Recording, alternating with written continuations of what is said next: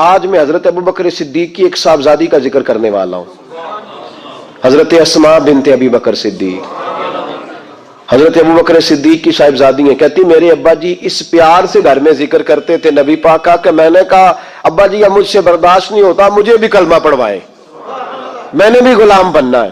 16 بندے مسلمان ہوئے تھے، 17ویں نمبر پر حضرت اسماء بنت ابو بکر صدیق نے کلمہ پڑھ لیا۔ 17واں نمبر، السابقون الاولون میں سے، پہلے لوگوں میں حضرت اسماء کا تذکرہ ہے، ابتدائی لوگوں میں مسلمان ہو گئی، شروع میں بالکل سٹارٹ میں۔ اللہ نے انہیں 100 سال کے قریب عمر عطا فرمائی ہے۔ یہ 1 صدی کا قصہ ہے، 2-4 برس کی بات نہیں۔ اللہ نے 100 سال عمر دی۔ فرماتی ہیں میں 20 سال سے عمر میری کم تھی جب میں نے کلمہ پڑھا تھا۔ توجہ ہے میری بات پر؟ صرف میدان میں نکلنے والے مجاہدوں نے دین کی تبلیغ نہیں کی، ان کو گھر کے اندر تیار کر کے بھیجنے والی ماؤں کا زیادہ حصہ ہے، ان کی بیوی کا زیادہ حصہ ہے، جس نے کہا تو دین کی نوکری کر، تیرے پچھلے فرائض میں دیکھ لوں گی، ان کا بھی بڑا کردار ہے۔ دین اسلام پر جس شخصیت نے سب سے پہلے اپنا خون پیش کیا وہ مرد نہیں، وہ ایک عورت ہے۔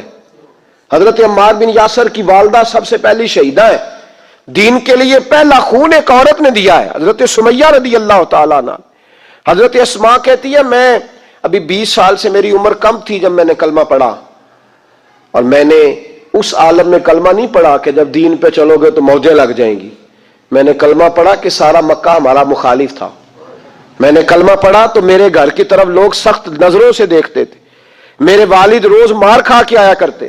اس حالت میں جناب اسماء، یہ حضرت عائشہ صدیقہ سے 10 سال بڑی تھی عمر میں، ان کی والدہ اور ہے اور جناب عائشہ کی والدہ اور ہے، والدہ علیحدہ علیحدہ، لیکن حضرت صدیق اکبر کی دونوں صاحبزادیاں حضرت اسماء، یہ وہ خوبصورت اور پاک باز بی بی ہے کہ جب میرے محبوب پاک غار ثور میں ہجرت کے لیے تشریف لے گئے تو حضرت صدیق اکبر جب جانے لگے، حضرت اسماء کہتی ہے میری اماں کو میرے والد نے طلاق دے دی تھی، چونکہ وہ کلمہ بھی نہیں پڑھتی تھی اور زیادہ کچھ شدت رکھتی تھی مشرکانہ معاملات میں۔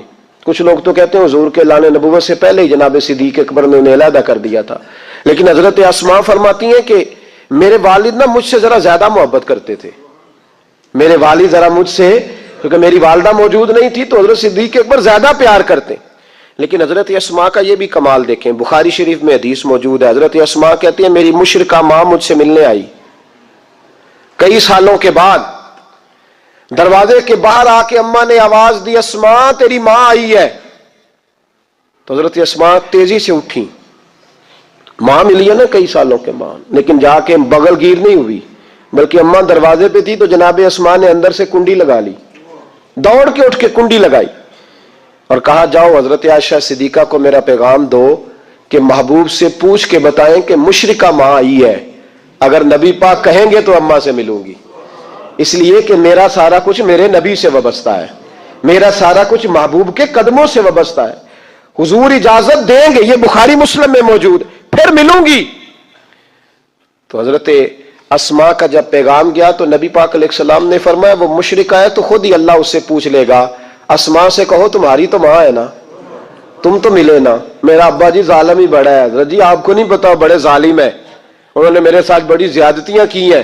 او بھائی، میرے محبوب سے بھی ایک صحابی نے کہا تھا یا رسول اللہ آپ کہتے ہیں والدین کی فرما برداری کرو، تو اگر والدین ظلم کریں، والدین اگر ظلم کریں، میرے محبوب کی زبان سے ایک حرف بھی کبھی فضول نہیں نکلا، بلکہ رب جب فرماتا تھا تو محبوب بولتے تھے۔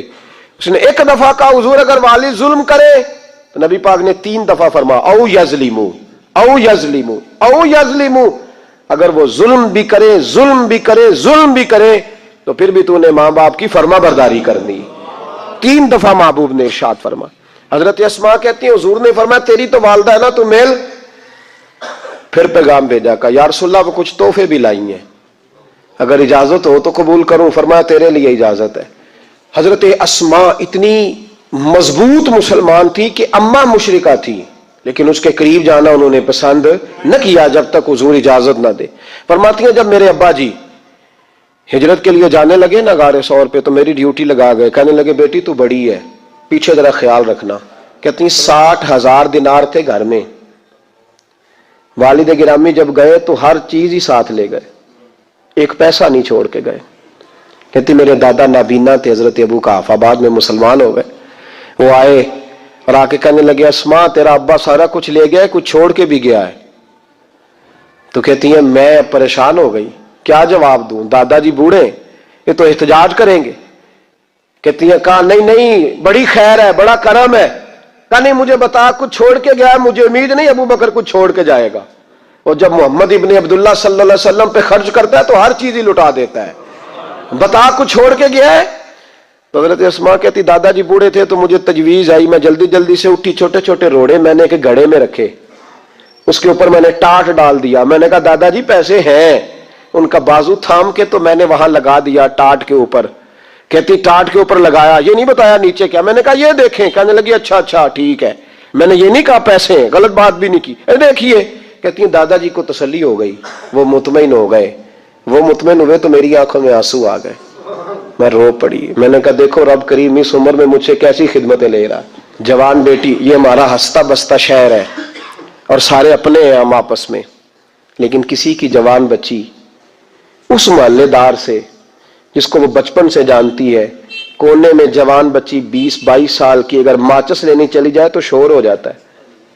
वो बेटी निकल आई है जी, अब्बा जी शाम को घर आए तो मोहल्लेदार गीबत करेंगे, बेटी तेरी जवान वहां खड़ी थी, आज सब्जी लेने आई थी, माचिस लेने, अब्बा दुर्रा निकाल लेता है।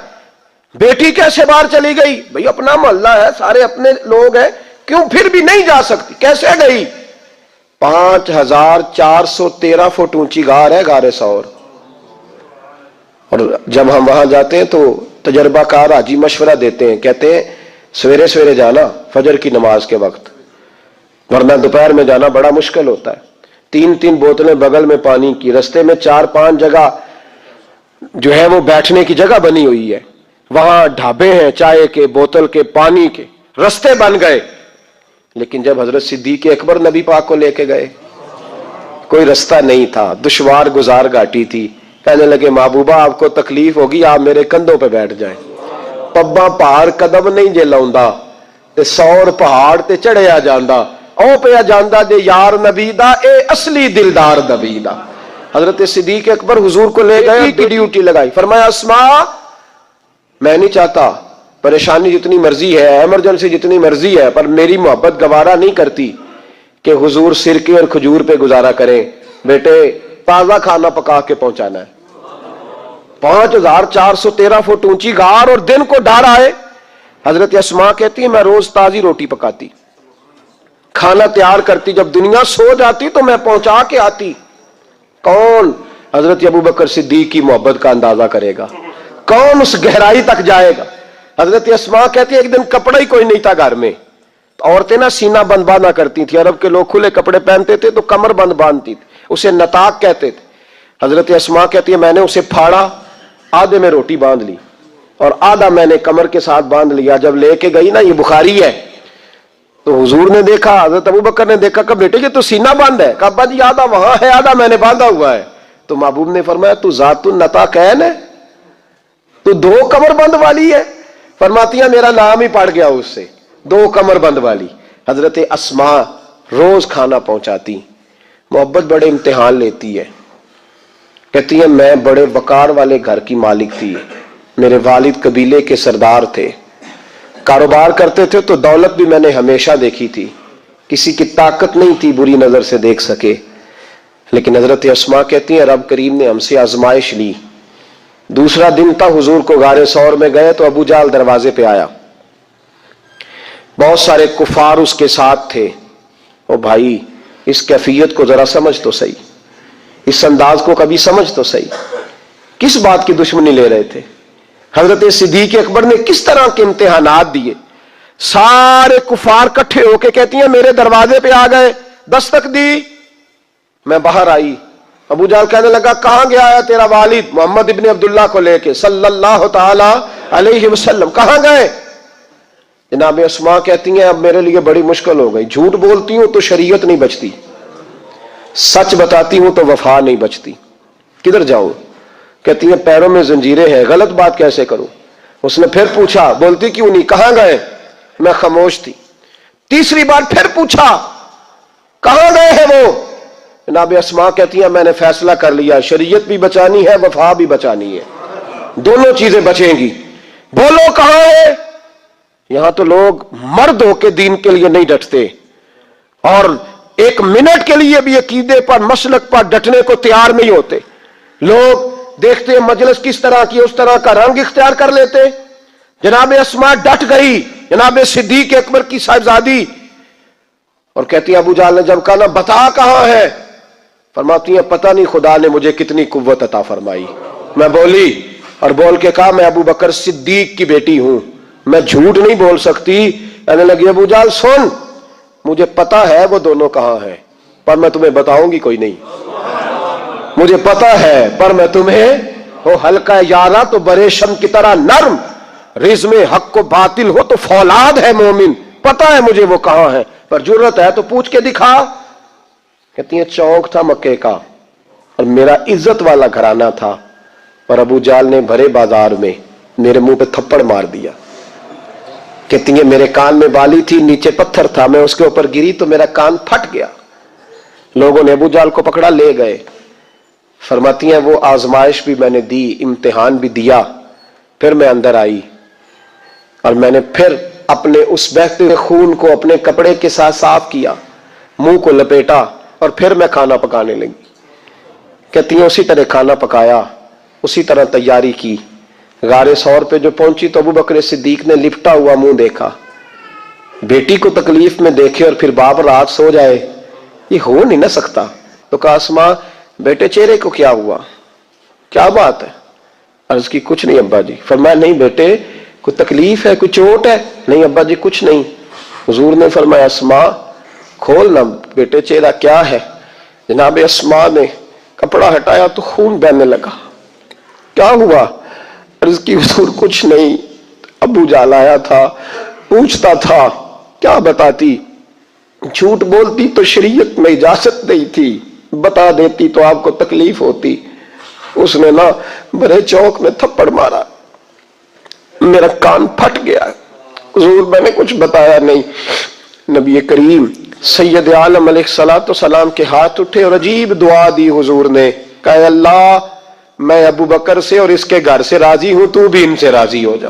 حضرت اسما بنت ابی بکر صدیق رضی اللہ تعالی فرماتی ہیں اس انداز میں قربانیاں دیں۔ پھر ایک وقت آیا، فرماتی ہیں میرے گھر میں دولت تھی، مال تھا، میں نے بڑا کچھ دیکھا تھا، لیکن میرے لیے رشتہ آیا نبی پاک کی پھوپھی کے بیٹے کا، حضرت زبیر بن عوام۔ یہ حضور کی پھوپھی کے بیٹے بھی ہیں، اور جو 10 صحابہ کو حضور نے جنت کی بشارت دی اس میں بھی شامل ہے۔ حضور نے فرمایا میرا حواری ہے زبیر بن عوام، اور 10 مبشرہ صحابہ میں شامل ہے۔ لیکن گھر میں غربت تھی، تنگ دستی تھی، مجبوری تھی۔ جناب اسما کہتی ہیں میرے ابا جی نے کہا بیٹا تیرے لیے رشتہ آیا ہے۔ میں نے کہا کس کا؟ کہا حضور کی پھوپھی کے بیٹے زبیر بن عوام کا۔ کہتے میں نے تھوڑی دیر کے لیے سوچا کہ وہاں تو بڑی غربت ہے، تو جناب صدیق اکبر نے اگلا جملہ کہا، فرمایا تمہیں پتہ ہے رشتہ بھیجا کس نے؟ کہا ابا جی کس نے؟ کہا مصطفیٰ کریم نے۔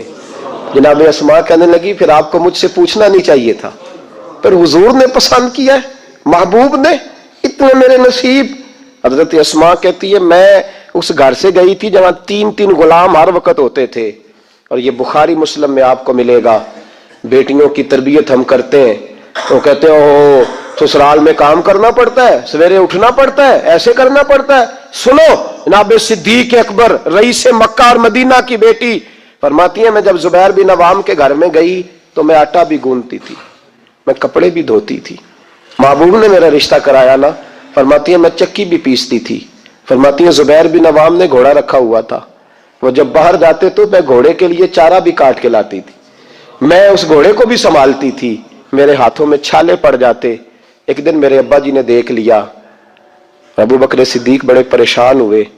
کہتی ہیں انہوں نے جا کے محبوب کی بارگاہ میں عرض کی حضور اگر آپ اجازت دیں تو میں زبیر کو ایک غلام نہ دے دوں، میری بیٹی کام کرتی ہے، اس کے ہاتھوں میں نے چھالے دیکھے، ایک غلام نہ دے دوں؟ ڈائریکٹ حضرت زبیر بن عوام سے نہیں کہا کہ تو اتنا کام کراتا ہے، جھگڑا نہیں کر دیا۔ کہتی ہیں ایک غلام حضور کے ذریعے جناب ابو بکر صدیق نے بھیجا، اب وہ باہر کے کام سنبھالنے لگا، گھوڑے کو چارہ ڈال دیتا، کچھ سودا صرف لا دیتا.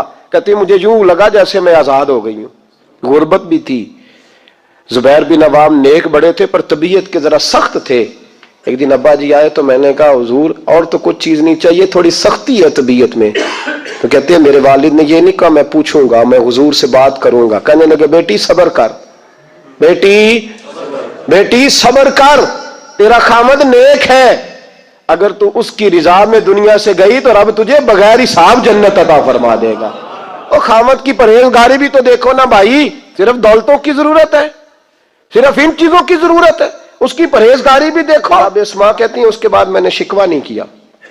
اس کے بعد دوبارہ شکوہ، سخی بڑی تھی حضرت اسماء.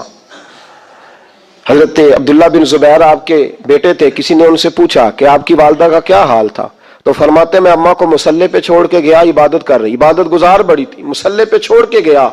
فرماتے میں ظہر کے وقت گیا اور عصر کی نماز کے بعد آیا تو میری اماں ابھی بھی مصلے پہ بیٹھی تھی اور رب سے معافیاں مانگ رہی تھی. کہتے بڑی سخی تھی. اور میری خالہ سیدہ عائشہ بھی بڑی سخی تھی. حضرت عبداللہ بن زبیر فرمانے لگے دونوں میں ایک فرق تھا. حضرت عائشہ جب سخاوت کرتی تو کچھ پیسے جمع کر لیتی، ایک ہفتے کے پیسے جمع کر کے جوڑ کے کہتی چلو کسی غریب کا کچھ بن تو جائے. لیکن حضرت اسماء رکھتی نہیں تھی، کہتی تھی روز ہی دینے ہیں، چاہے ایک دینار میں موجود ہے. جب ان سے پوچھا گیا ایسا کیوں کرتی ہو تو کہتی ہے میں ایک دن نبی پاک کی بارگاہ میں نا کچھ پیسے دینے لگی تو میں نے 2-3 دفعہ گنے، کہا حضور جی کچھ دینار رکھ لیں. تو محبوب فرمانے لگے اسماء اللہ کے رستے میں گن گن کے نہ دے، ورنہ وہ بھی تجھے گن گن کے ہی دے گا. تو اس کے رستے میں بے حساب دے، وہ بھی تجھے بے حساب ہی عطا فرمائے گا. اور بچا بچا کے نہ رکھا کر، دے دیا کر. تو اس کے رستے میں دیتی رہ، رب بھی تجھے دیتا ہی رہے گا. ہم چونکہ گن گن کے دیتے ہیں نا، اس لیے ہم اس فلسفے کو سمجھتے نہیں. گن گن کے دے گے تو گن گن کے ملے گا، بے حساب دو گے تو اللہ بھی بے حساب ہی دے گا. حضرت اسماء کی سخاوت، پرہیزگاری. فرماتی ہیں کہ میں جب مدینہ منورہ ہجرت کر کے سب لوگ چلے گئے تو مسلمانوں کے گھر میں نا بیٹیاں ہی پیدا ہوتی تھی. تو یہودی عورتوں نے شور کر دیا کہ ہم نے جادو کر دیا، ان کے ہاں بیٹا نہیں ہو سکتا. تو جناب اسماء بنت ابی بکر صدیق رضی اللہ تعالیٰ عنہ فرماتی ہیں سب سے پہلا بیٹا مدینے میں اللہ نے مجھے عطا فرمایا. کہتی ہے میں نے کہا جاؤ اس کے نانا کو خبر کرو. نانے دادے پیار زیادہ کرتے ہیں، نانیاں دادیاں پیار زیادہ کرتے. تو کہتی ہیں کہ میں نے نا کہا جاؤ نانا کو خبر کرو. تو کہتے جناب صدیق اکبر دوڑے آئے تو پہلے دن کا بچہ ہی اٹھا کے لے گئے. ابا جی بات تو سنے، میں ٹھہر جا سن لیتے. کہتے لپیٹا میرے عبداللہ کو لے گئے اور سارے مدینے کی گلیوں میں شور کر او یہودیوں نکلو باہر دیکھو، تم کہتے تھے جادو کر دیا ہے، اللہ نے ہمیں بیٹا عطا فرما دیا ہے، دیکھو اللہ نے بیٹا دیا. کہتی ہے پھر سارا مدینہ گھما کے نا تو مصطفیٰ کے پاس لے گئے. کہ یا رسول اللہ دیکھیں اللہ نے نواسا دیا ہے. کہتی ہیں میرے بیٹے ابھی میں نے دودھ بھی نہیں پلایا تھا. میں نے کہا لے گئے ابا جی اور واپس بھی نہیں لائے. کہتے ہیں حضور کے پاس جب لے کے پہنچے تو نبی پاک نے کھجور منہ میں رکھی، اسے دانتوں کے ساتھ اس طرح چبایا کہ ذرے ذرے میں حضور کا لواب دہن شامل ہو گیا. وہ کھجور حضور کے لواب دہن میں گویا گون دی گئی. فرماتی ہیں اس کو نکال کے تو محبوب نے میرے بیٹے کو گٹی عطا فرمائی، عبداللہ نام رکھا. حضرت اسماء کہتی ہیں جب واپس آئے میں نے کہا ابا جی میں نے تو ابھی اسے دودھ بھی نہیں پلایا تھا. تو کہنے لگے مبارک ہو، اس کے سینے میں جو سب سے پہلی غذا گئی ہے وہ میرے نبی کا لواب دہن گیا ہے. حضرت عبداللہ بن زبیر جوان ہوئے، ابھی 7-8 سال عمر کی تھی کہ تو ان کے والد حضرت زبیر بن عوام حضور کے پاس لے گئے. کہنے لگے یا رسول اللہ اسے بیعت بھی کر لیں. محبوب کا بیعت بھی کرا دیا. مسلمان تو پہلے ہی تھے، مسلمانوں کے گھر میں یہ وہی بیعت ہے جو ہم اپنے مشائخ کے ہاتھوں پہ کرتے ہیں. اس کی اتنی اہمیت ہے کہ حضرت زبیر بن عوام نے 6-7 سال کا بچہ بھی محروم نہیں رہنے دیا. حالانکہ کلمہ تو وہ شروع سے پڑھتے تھے. یہ بیعت اگر کلمے کی ہوتی تو وہ تو پہلے پڑھ رہے تھے. یہ وہی بیعت ہے جو ہم اپنے بزرگوں کے ہاتھوں پہ کرتے ہیں کہ کوئی بندہ بغیر مرشد کے اور بغیر پیر کے رہ نہ جائے. حضرت زبیر بن عوام نے بیعت بھی کرا دیا. فرماتی ہیں اب یہی بچے جوان ہوئے. حضرت زبیر بن عوام تو جلدی وصال کر گئے. حضرت عبداللہ بن زبیر فرماتے ہیں میری اماں کی عمر 100 سال کے قریب ہوئی، نابینا ہو گئی تھی دونوں آنکھوں سے. میں کپڑے لا کے دیتا تھا تو حضرت اسماء کا طریقہ یہ تھا کپڑے کو ہاتھ لگا کے دیکھتی. 100 سال کی بوڑھی اماں ہاتھ لگاتی، کہتے بیٹے باریک ہے. محبوب نے بیبیوں کو چھپ کے رہنے کا حکم دیا ہے. ان کو نا تھوڑا موٹا کر کے لا. کہتے اما جی آپ نے ہاتھ سے دیکھا ہے, صحیح ہے آپ پہن لے. کہتے میری اما رو پڑتی, کہتے بیٹا بی بی کا زیور اس کا پردہ ہوتا ہے, تو مہربانی کر مجھے موٹا کپڑا لا کے دے تاکہ میں اپنے آپ کو چھپا کے رکھوں. میں نے چھپ کے زندگی گزاری ہے, میں چھپ کے اللہ کی بارگاہ میں جانا چاہتا ہوں, مجھے پردے دار رہنے. امام حسین رضی اللہ تعالیٰ عنہ کی شہادت کے بعد ان کا جھنڈا حضرت عبداللہ بن زبیر نے اٹھایا, انہی کا جھنڈا. یزید جب مر گیا تو مکے مدینے اور حجاز کے جو سارے علاقے تھے ان لوگوں نے حضرت عبداللہ بن زبیر کے ہاتھ پہ بیعت کی تھی, جو حضرت اسماء کے بیٹے تھے, جناب صدیق اکبر کے نواسے تھے. وہ خلیفہ بن گئے, امیر بن گئے مسلمان. دوسری سائیڈ پہ شام والی سائیڈ پہ عبد الملک بن مروان بنا. اس نے یہ جو تعمیر کعبہ ہوئی ہے نا دوبارہ سے, جن بنیادوں پہ اب کعبہ ہے, انہی بنیادوں پہ حضرت عبداللہ بن زبیر نے بیت اللہ کو بھی دوبارہ تعمیر کروایا تھا. کیونکہ یزید کی فوجوں نے جب حملہ کیا تو بیت اللہ کے کچھ حصے شہید ہو گئے, تو جناب عبداللہ بن زبیر نے اسے بھی دوبارہ بنوایا. عبد الملک بن مروان نے حجاج بن یوسف کو ان کے مقابلے میں بھیجا, لڑائی ہونے لگی, 5.5 مہینے جنگ ہوتی رہی. حضرت عبداللہ بن زبیر کی فوجیں کچھ تو شہید ہو گئے لوگ, کچھ بکھر گئے, آپ اکیلے رہ گئے. کہتے میری 100 سال کی بوڑھی اماں, میں اماں سے مشورہ کرنے آیا حضرت اسماء سے. بچے اس لیے بزدل ہوتے ہیں کہ باپ انہیں دلیری سکھاتا ہی نہیں. کہتے 100 سال کی بوڑھی اور نابینا اماں, کیوں نہیں بچے جہاد کے لیے تیار ہو رہے؟ مائیں کہتی ہیں شاید گھر میں رہیں گے تو موت نہیں آئے گی, شاید یہ اندر رہیں گے تو بچ جائیں گے. فرماتے 100 سال کی بوڑھی اماں سے جا کے کہا اماں اب تو میں تقریباً اکیلا رہ گیا ہوں, کیا کروں؟ تو کہتے میری ماں کہنے لگی حضرت اسماء بیٹے پہلے تو یہ بتا کہ تو حق پہ ہے کہ نہیں. میں نے کہا اماں ہوں تو میں حق پہ. تو کہنے لگی جا پھر میدان میں کھڑا ہو جا اور جا کے لڑ, جب تک رب کو منظور ہوگا تجھے زندگی دے گا. اور بیٹا یاد رکھ جسے شہادت ملتی ہے اسے بھی اللہ کی مدد کے ساتھ ہی ملتی ہے, شہادت بھی اللہ کی مدد سے ملتی ہے, میدان میں جا.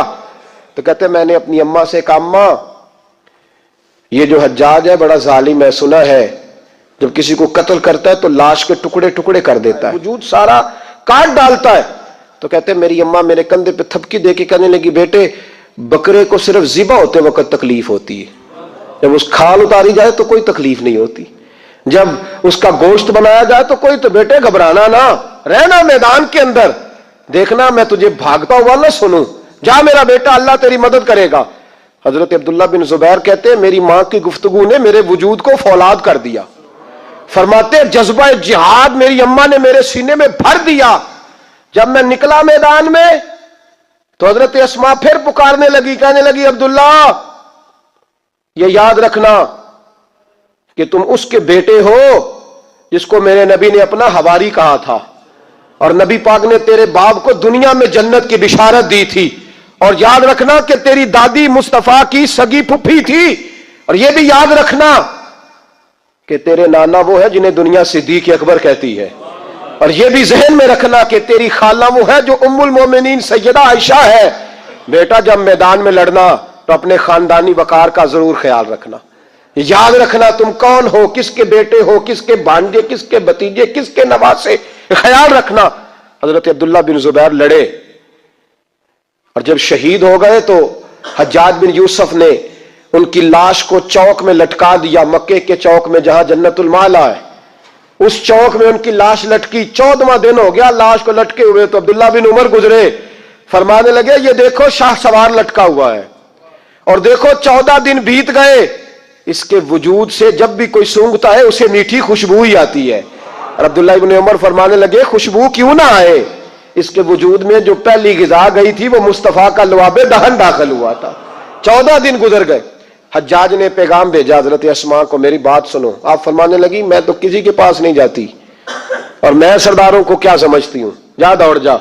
کہنے لگا میں زبردستی بلوا لوں گا. فرمایا طاقت ہے تو بلوا کے دیکھ, میں ابو بکر کی بیٹی ہوں. حجاج خود ملنے آیا اور آ کے کہنے لگا میرے بارے میں آپ کا کیا خیال ہے. حضرت اسماء کہنے لگی خیال کیا ہونا ہے, نبی پاک نے فرمایا تھا میری امت میں ایک کذاب آئے گا, ایک قاتل آئے گا. کذاب مختار سقفی تھا اور قاتل تو ہے. کہنے لگا تجھے پتہ نہیں چلا میں نے تیرے بیٹے کا کیا حال کیا. تو حجاج کہتے ہیں ایسا جملہ کہا حضرت اسماء نے کہ میری سوچ ہی بدل دی.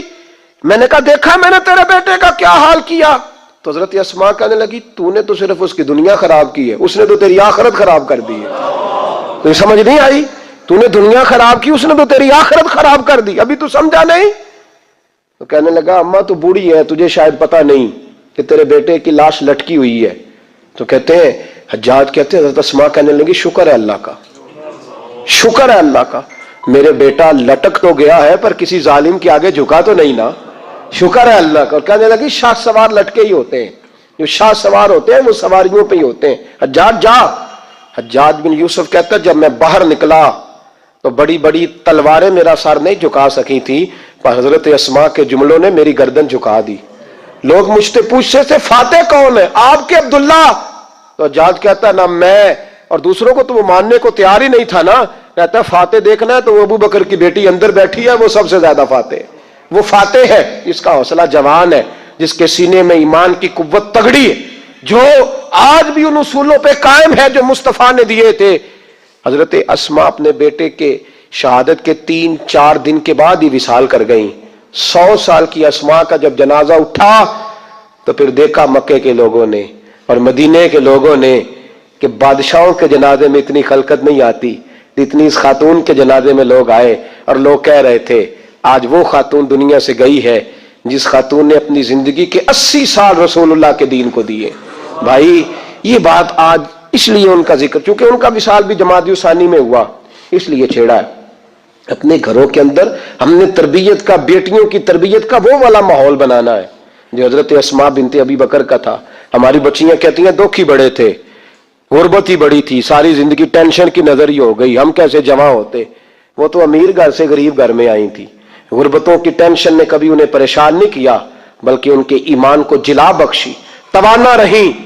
جب مائیں حضرت اسماء جیسی ہوتی ہیں تو بیٹے حضرت عبداللہ بن زبیر جیسے پیدا ہوتے. اتنے تگڑے اور دلیر بیٹے پھر دنیا کو ملتے. اپنی بچیوں کی تربیت کریں. سارا دکھ روٹی کا ہی ہے, دولت کا ہی ہے, جائیداد کا ہی ہے, کھانے پینے کا ہی ہے. اور بھی غم ہے زمانے میں محبت کے سوا, کچھ اور بھی توجہ کریں بھائی. یہ تو ایک جوز ہے, تو ایک جوز ہے صرف زندگی کا, باقی ساری زندگی تو آگے پڑی ہوئی ہے. ان کی تربیت کریں, اصل نہج پر انہیں سمجھائیں. حضرت اسماء نے روشن کردار ادا کیا, تقوی, پرہیزگاری, عبادت, سخاوت, رسول اللہ کی نوکری, نبی پاک کی کامل محبت, اپنے بچوں کی تربیت, حضور کی ہر بات کے ساتھ وفا ان کا ترہ امتیاز رہا. وہ ہمیں سبق دے کے گئیں. اگر دنیا